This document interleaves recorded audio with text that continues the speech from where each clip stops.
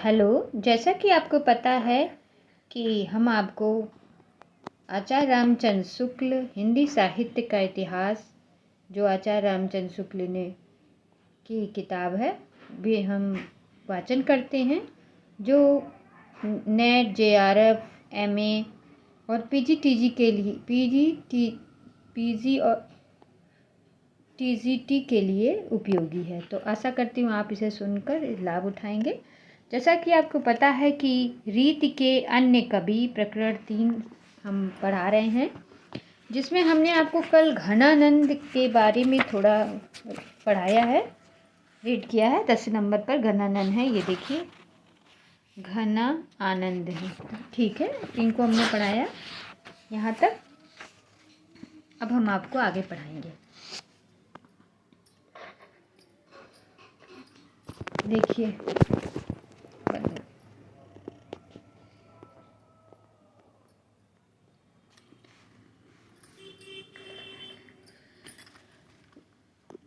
रुचि के वे राजा जन प्यारे हैं, आनंद घन होत कहाँ हेरे रंक मानी लीनो मेल सो। कवियों के इस अंध दृष्टि की ओर लक्ष्य करके एक प्रसिद्ध मन तत्ववेत्ता ने कहा कि भावों या मनोविकारों के स्वरूप परिचय के लिए कवियों की बाणी का अनुशीलन जितना उपयोगी है, उतना मनोवैज्ञानिक के निरूपण का नहीं। प्रेमचंद की अनिवार्यता का आभास घनानंद के विरोध भाषाओं के द्वारा दिया है। उनके विरोध मूलक वैचित्र्य की प्रवृत्ति का कारण यही समझना चाहिए। यद्यपि इन्होंने संयोग और वियोग दोनों पक्षों को लिया है, पर वियोग की अंतर्दशाओं की ओर दृष्टि अधिक है। इसी से इनके वियोग संबंधित पद प्रसिद्ध है। वियोग वर्णन भी अधिकतर अंतर्वृत्ति निरूपण है, ब्रह्म अर्थ निरूपक नहीं। कैसा है? अंतर्वृत्त निरूपक है, ब्रह्म अर्थ निरूपक नहीं। घनानंद ने ना तो बिहारी की तरह बिरहा-ताप को बाहरी माप से मापा, ना बाहरी उछल कूद दिखाई दी। जो कुछ हलचल है वह भीतर ही है। बाहर से यह वियोग प्रशांत और गंभीर है, ना उसमें करवटें बदलना है, ना सेज का आग की तरह तपना, ना उछल उछल कर भागना है। उनकी मनोबधी पुकार है। यह निसंकोच कहा जा सकता है कि भाषा का जैसा अचूक अधिकार इनका था, वैसा और किसी कवि का नहीं। भाषा मानो इनके हृदय के साथ जुड़कर ऐसी वशवर्तनी हो गई थी कि ये उसे अपने अनूठी भावभंगी के साथ साथ जिस रूप में चाहते थे उस रूप में मोड़ सकते थे। उनके हृदय का योग पाकर भाषा की नूतन गतिविधि का आभास हुआ और वह पहले से कहीं अधिक बलवती दिखाई पड़े। जब आवश्यकता होती थी तब ये उसे बांधी प्रणाली पर से हटाकर अपनी नई प्रणाली पर ले जाते थे। भाषा की पूर्व अर्जित शक्ति से ही काम न चलाकर उन्होंने उसे अपनी ओर से नई शक्ति प्रदान की है। घनानंद जी उन बिरले कवियों में से हैं जो भाषा की व्यंजकता बढ़ाते हैं। अपनी भावनाओं के अनूठे रूप रंग के व्यंजना के लिए भाषा का ऐसा बेढर प्रयोग करने वाले हिंदी के पुराने कवियों में दूसरा नहीं हुआ। भाषा के लक्षक और व्यंजक बल की सीमा कहाँ तक है, इसकी पूरी परख इन्हीं को थी। लक्षणा का विस्तृत मैदान खुला रहने पर भी हिंदी कवियों ने उनके भीतर बहुत ही कम पैर बढ़ाया। एक घनानंद ही ऐसे कवि हैं जिन्होंने इस क्षेत्र में अच्छी दौड़ लगाई। फिर 250 वर्ष पीछे जाकर आधुनिक काल के उत्तरार्ध में अर्थात वर्तमान काल की नूतन काव्य धारा में ही अव्यंजनावाद के प्रभाव से कुछ विदेशी रंग लिए प्रकट हुए। घनानंद का प्रयोग वैचित्र्य दिखने के लिए कुछ पंक्तियां नीचे उद्घृष्ट की जाती हैं। अरसानी गही बहबानी कहछु सरसानी सो आन निहोरत है।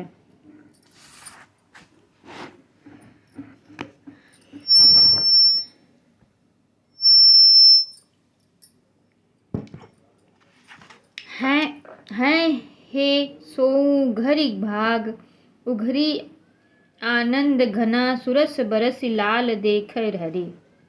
हमें खुले भाग्य वाली घड़ी में विशेष विपार्य उघरो जंग छाए रहे घन आनंद चातक च्यों तकी अब तो उघरो जग संसार जो चारों ओर घेरे था वह दृष्टि से हट गया।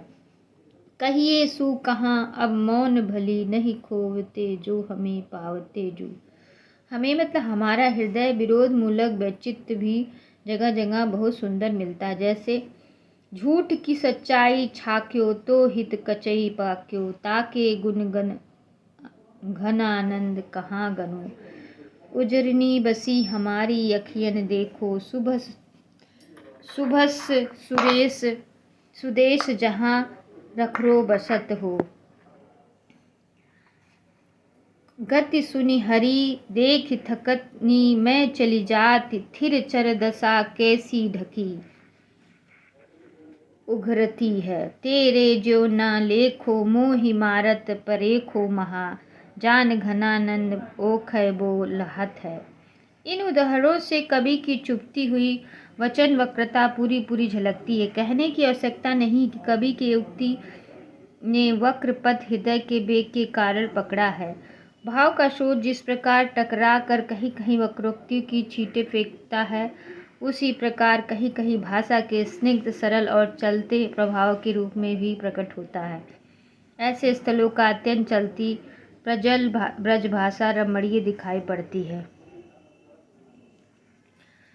कान्हा परे बहुतायत इक लेन की बेदन जानो कहाँ तुम हो मनमोहन मोह कहूँ ना बिथा बिन नैनन की बानी कहाँ तुम बोरे वियोगिन आप सुजान है हाय कछु उर आन कहाँ तू अरबिंता पपिहन को घना नंजू पहचानो कहाँ तुम कारी कुर को किला कहाँ के बैर कढ़ा तीरी कूकी अबही करे जो किन गोरी के पेड़ परे पापी ये कल्पी निसि घोष जो ही चातक रे घातक है तू हु कान फोर ले आनंद के घन प्राण जीवन सुजान बिना जान के अकेली सब घरोला जोरी ले जो लो करे आवत विनोद बरसावन बे लो तो लो रे डरारे मजमारे घाप घोरी ले।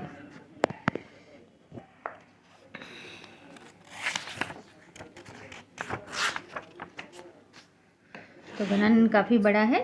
देखिए इस प्रकार की सरल रचनाओं में कहीं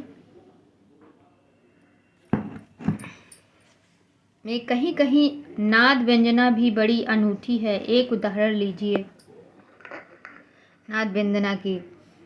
एरे वीर पौन तेरी सबे और गौर बारी तो सो और कौन मने ढरकावे भी बानी दे जगत के प्राण ओछे बड़े को समान घन आनंद निधान सुखदान दुखियानी दे जान उजियारे गुण भारे अति मोही प्यारे अब हे अमोही बैठी पीठी पहचानी दे बिरहा बीता की मोर अखियन में साखो पूरी भूरी जिन पायन को हाने को आने दे।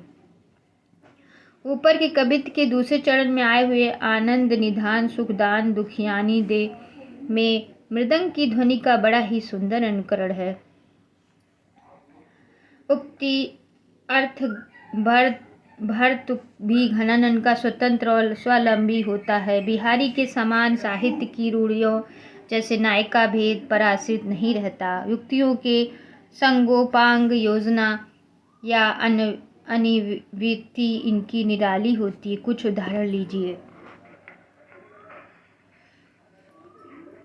पूरन प्रेम को मंत्र महापन जा मधिशोधि सुधारि है लाख्यो ताहिके चारु चरित विचित्रनी यो पाची के रचि राखी विसेख्यो ऐसे हिया हित पत्र पवित्र ओ आन कथा न कहु औरे खायो जो घनानंद जान अजान लो, टूक कियो पर बाच न देखो।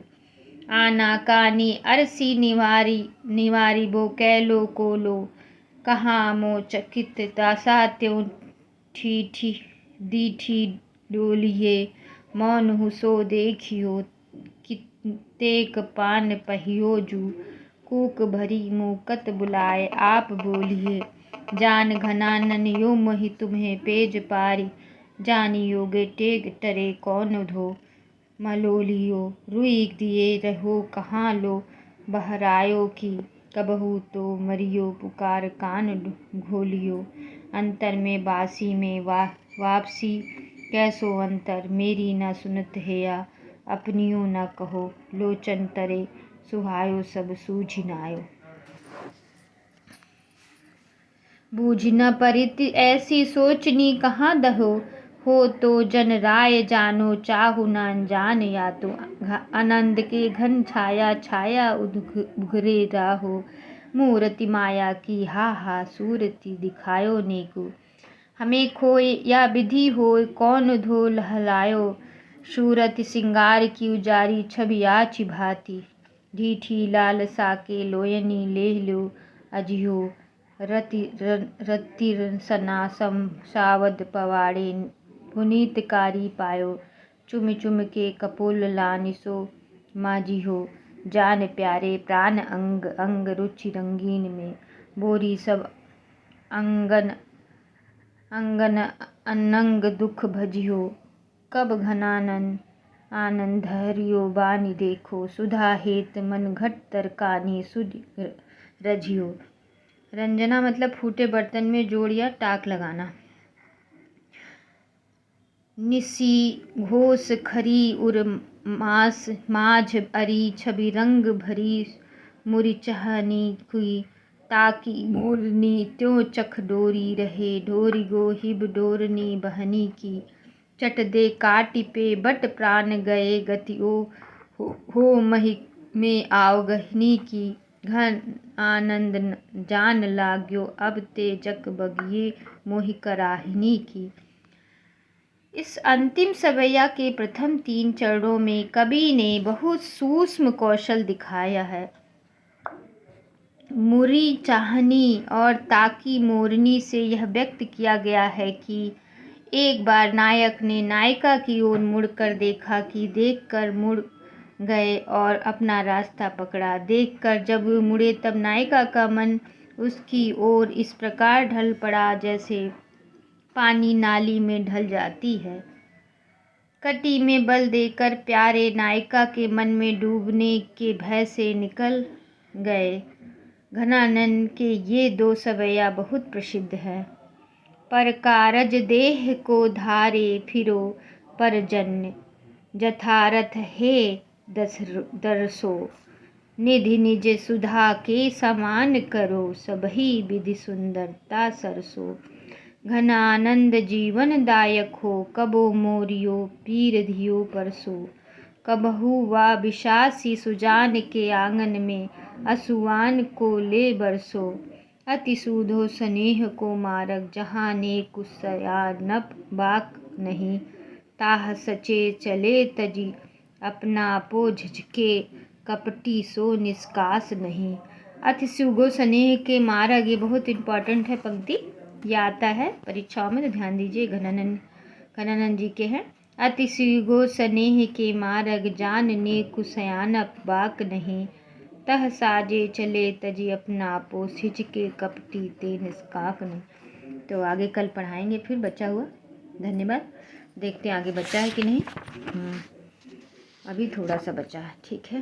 तो नमस्कार। आशा करती हूँ आप इन्हें घनानंद की कुछ वाचन भाग सुनकर लाभ उठाएं।